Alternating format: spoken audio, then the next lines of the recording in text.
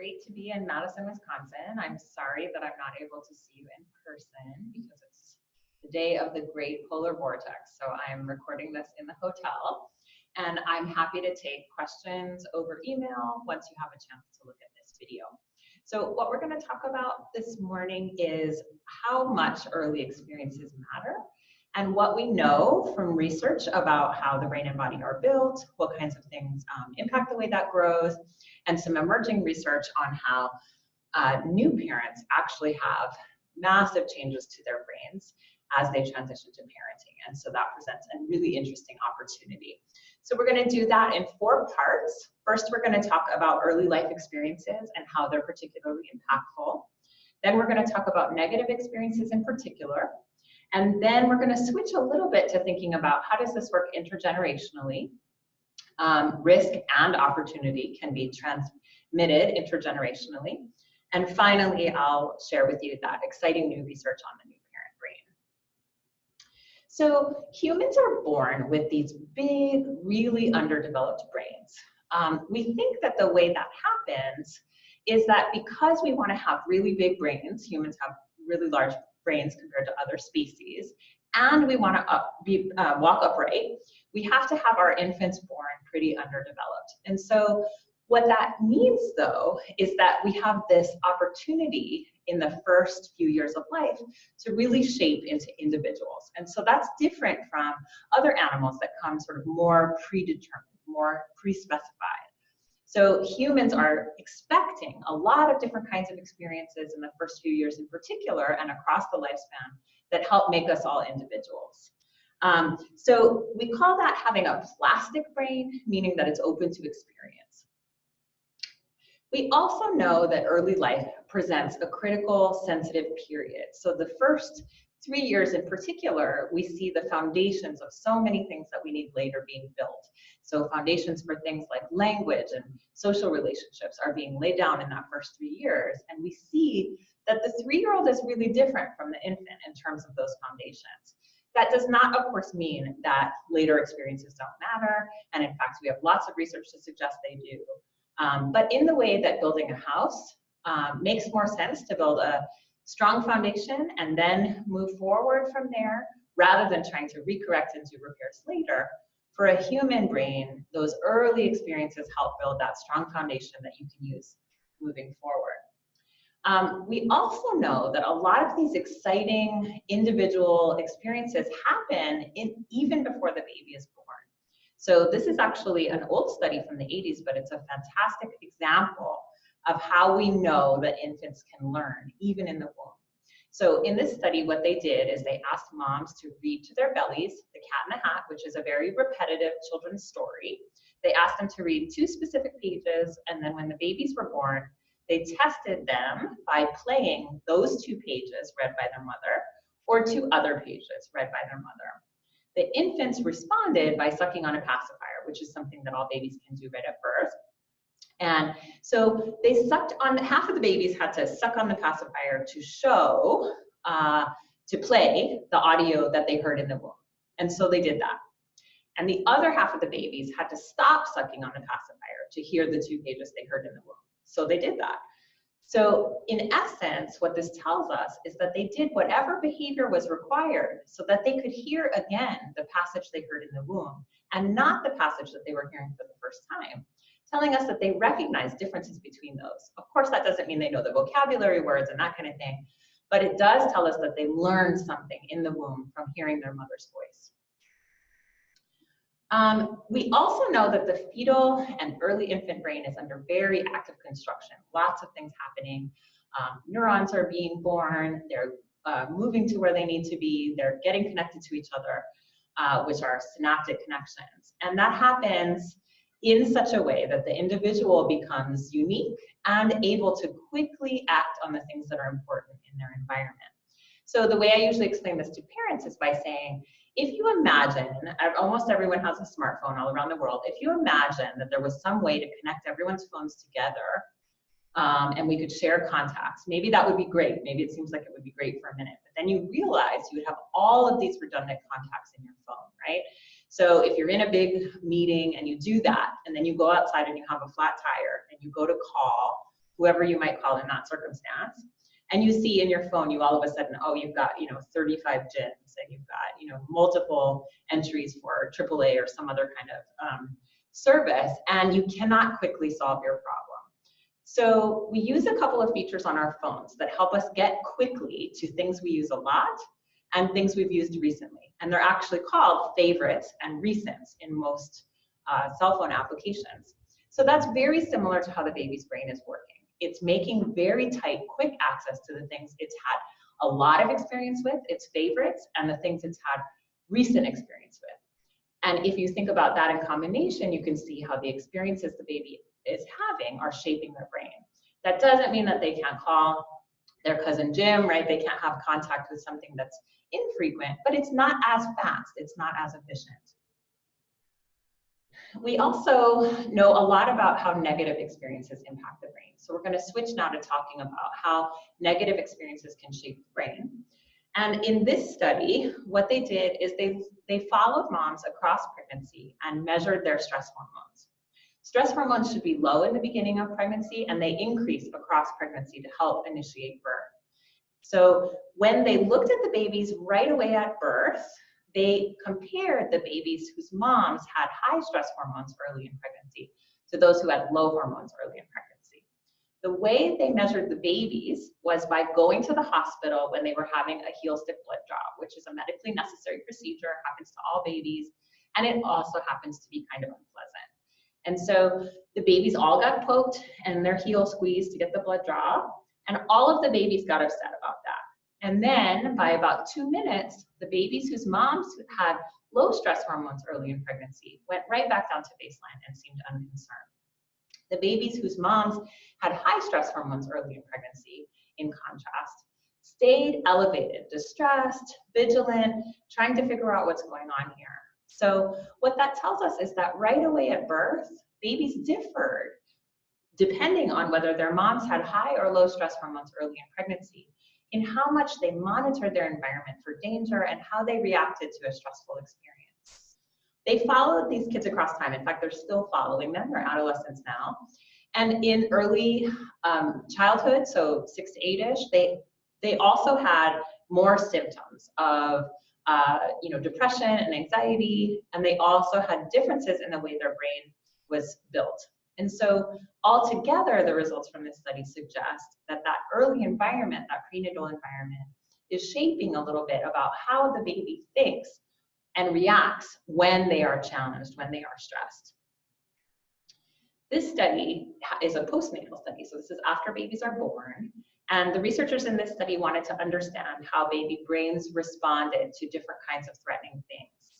In order to see how a brain responds to something, you have to put the brain, the child, in the MRI machine. And in order to take a picture of the brain, the person has to be still. So we can't ask the babies to be still. So what they did instead is they put them to sleep first, wrap them up nice and cozy and put them in the magnet asleep. And then they had to think, okay, what are we going to do now to see how their brains are working? So what they did is they played audio recordings of angry or neutral adult voices. You can hear fine when you're sleeping. And they also asked parents about how much fighting was going on at home. So the parents who reported more fighting at home, as you can see in the graph, had babies whose brains were more responsive to the angry versus the neutral voices while they were asleep. So this study had a big impact on me.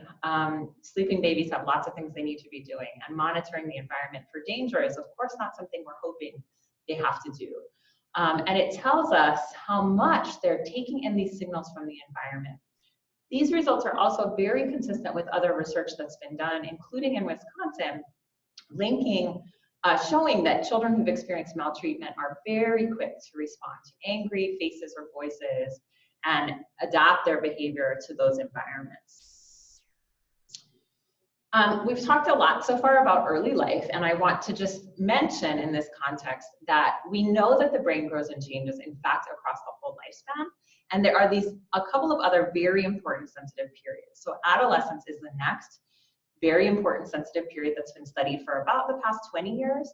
And we know a lot about what's happening there. It's helping the adolescent to be better able to do things like problem solve and reason and regulate emotions. Those are very important things.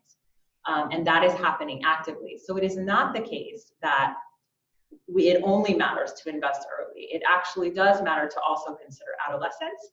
And we know from recent research in Minnesota that both the early life and the adolescent period matter, such that if children have difficult experiences both early in life and in adolescence, they have much worse outcomes than if they have those difficult experiences at only one or the other time. So that tells us that adolescents, in fact, who have had difficult early life circumstances are most in need of our support. All right, so a lot of people have been talking about ACEs, and I want to make sure we're all on the same page about what that is. So ACEs are adverse childhood experiences. That term comes from a study that was done beginning in 1995 in Southern California with about 17,000 Kaiser patients. So what they did in that study is they asked people about a series of things that may have occurred in their childhood, so up until the age of 18. And then they looked at their medical records to see how their health was, and they tracked them across time. In fact, they're still following them. So they were able to look at things like life expectancy, or how long they lived, right? So they were able to track these early experiences to health and well-being all the way across the lifespan and continue to do so. So based on interviews about things that happened early in life, they came up with what is called an ACE score. You can get an ACE score of anywhere between 0 and 10. And that is a reflection of the types of negative things that may have happened in your childhood. So the things that are asked about are whether you have experienced physical, sexual, or emotional abuse, emotional or physical neglect, domestic violence, living with someone who suffered from mental illness, was substance abusing, or was incarcerated, and parental divorce. So if you added up all of those items, you could have a score as high as 10. From the original study, about 1/3 of people endorsed having none of those adverse experiences. So that means 2/3 of people in the original study said they had at least one. But then it drops off pretty sharply from there. And we see pretty consistently something between 12 and 15% of adults are endorsing 4 or more ACEs. And so that's treated as a threshold.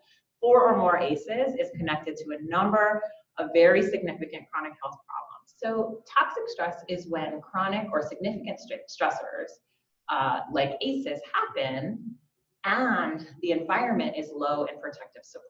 So both high stress and low buffering is what results in toxic stress. I just wanted to point that out because we want to not conflate ACEs and toxic stress. You could have a high ACE score and also have lots of protective experiences, and that's increasingly being measured, including by the CDC, so that you can see different outcomes for kids who have more protective factors. So when you take those into account, we're most concerned about the kids who are having lots of chronic, difficult, stressful experiences in the context of low buffering.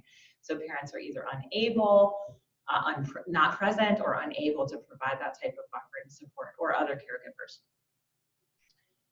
So we know a lot about the long-term effects of chronic stress. We know where it hits the brain and body. It increases both whether you get sick and what happens after you get sick. So we call that susceptibility and progression of illness. That's definitely true for cardiovascular disease, diabetes, and it's true for lots of other conditions as well. We think that part of how this happens is that stressful experiences increase the risk of risk. So things like obesity, or having high cholesterol, or having high blood pressure, which puts you on a trajectory for chronic health conditions.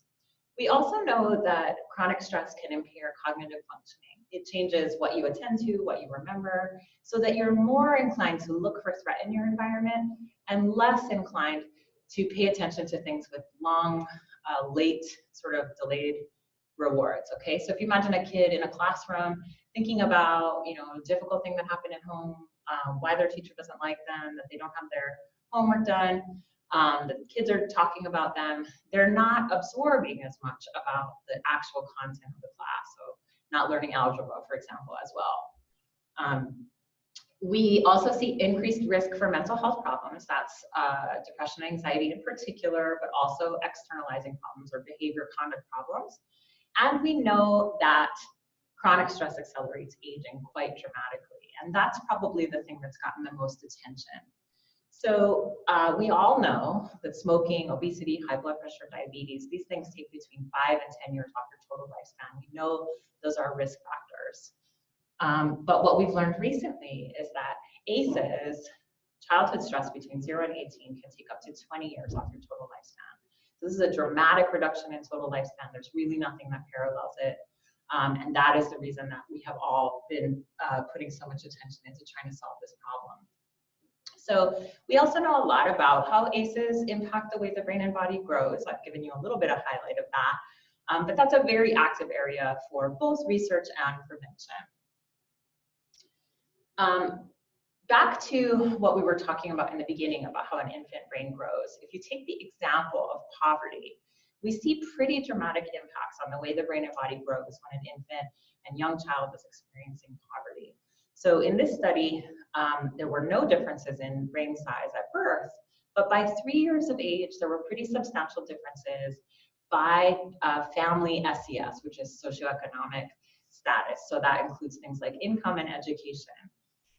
And in a landmark study, we also know that children in families with fewer resources can hear up to 30 million fewer words by the time they're 3 years of age.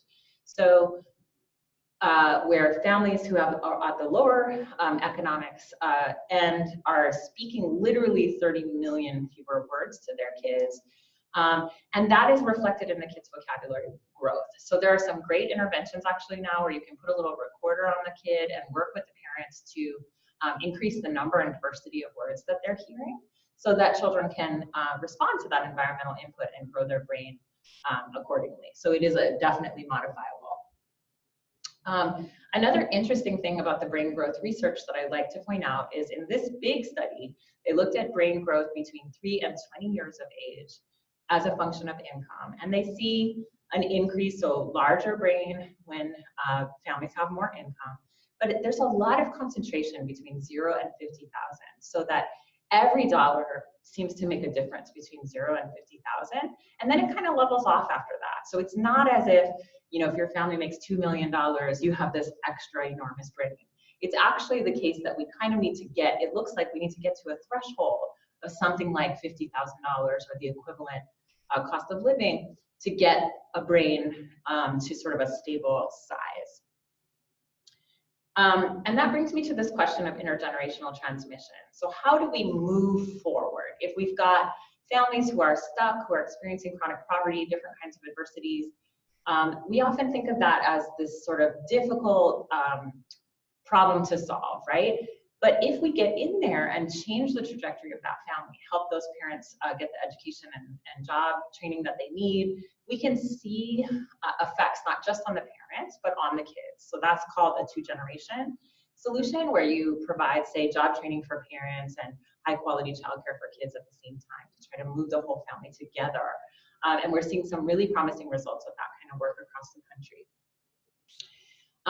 And we think that's because both parents and children are experiencing this very rapid brain growth early in the transition to parenting. So when you become a new parent, your brain changes in incredible ways. Now we all kind of know that. We usually joke about mommy brain, you know, means that you are forgetful or distracted, that kind of thing. But actually the research shows that all of the changes that happen to the brain, and they happen to both new mothers and new fathers, all of those changes are growth. So they help the new parents handle stress differently, have positive emotions and bonding toward their infant. They help with parental motivation, so you can get up a million times in the night and take care of that baby. They help with specific caregiving behaviors. And those changes occur in important parts of the brain. So they occur in the reward circuit, which helps you attend to things that are meaningful in your environment. The social information circuit, which helps you detect the signals that other people are sending. So new babies send sometimes confusing signals. And the emotion regulation circuit, because to parent well, you have to control your own emotions, but engage well with your infant. And so we see changes in both new mothers and new fathers in the reward circuit emotion regulation circuit, and social information circuit, that our structural growth, those areas really actually get bigger. And the amount of that growth is related to how much people say positive things about their baby. My baby's beautiful, perfect. And more activity in those brain regions are connected to how people's brains respond when they look at pictures of their baby and how they parent their infant when they're interacting with them one-on-one. So there's some really promising, very early results that if we provide supportive intervention during the transition to parenting, we can actually see changes in parental brain growth, even for folks who are not having those changes happen naturally, which is important because we know that stressed parents actually have brains that respond less to infant signals. So if parents are depressed, experiencing chronic stress, depression, substance use, they're less likely to have these brain responses to their infant signals. But it looks like intervention is really going to be able to help with that. And that's probably going to have very important consequences for that relationship and the way the child is parented. So why is this science important for you? What can be done with this information? It's a lot of information. It's a lot to take in. I think there's some very specific things to remember. One is that many major taxpayer concerns and government fiscal obligations are connected to these issues. So early and chronic stress, like we've talked about, influence economic factors like job attainment and even days missed of work, educational attainment, mental health, incarceration, crime in general, ER visits, so many types of factors. And so by getting to the root of the problem, we really hit a number of concerns that are important to our constituents.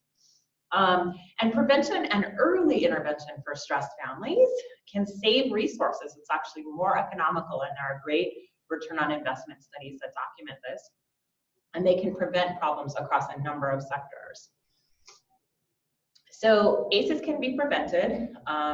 There's increasing attention to this. The CDC recommends economic supports for families, changing social norms, lots of different kinds of programming, including early education and parenting programming, and a culture of support for parents and their children. So one thing you can do right away is figure out what's being done in your state already, what programs already exist. I think Wisconsin has a number of great programs that are helping with this exact issue. And then can existing programs use this information more effectively? Are there ways, are they trained? Are the staff and facilitators and participants aware of all this information? Could we provide some requirements around continuing education, that kind of thing, to help bring everybody to the same place in terms of understanding? Can existing or proposed programs, when people come to you and say, hey, I've got this great program, could you evaluate that program in this light? So could you say, how does this tackle this core issue that we've learned about? You could ask them, does your program tackle stress? How does your program handle it when families come in and have high trauma experiences? Would this work the same for families living in difficult circumstances as it does for families living in more comfortable circumstances? And how does your program consider parents and their children together so that it might have a two-generation focus? So the 4 takeaway messages I wanted to leave you with is that early adversity impacts lifelong well-being. We know a lot about that. We know why it works. We know how it works. It's not really something that's debated in scientific environments. We know that children need supportive, responsive caregivers to buffer their stress so that it doesn't become toxic. So it's okay to have stressful things happen. In fact, it's sometimes good. It helps build you a resilient person. But to do that when you're a child again and again without supportive relationships tells you that you need to build a brain and body that is very, very tightly focused on survival. New parents and their infants experience brain changes at the same time. And so that really highlights how much potential two-generation programs have and how effective they can be. And early family-focused prevention and intervention are particularly efficient and cost-effective ways to approach this problem, like building a strong foundation and preventing the need for repairs and reconstruction later on. So thank you for your attention. And if you have questions, feel free to reach out via email, or I'm sure the center can connect you. Thank you.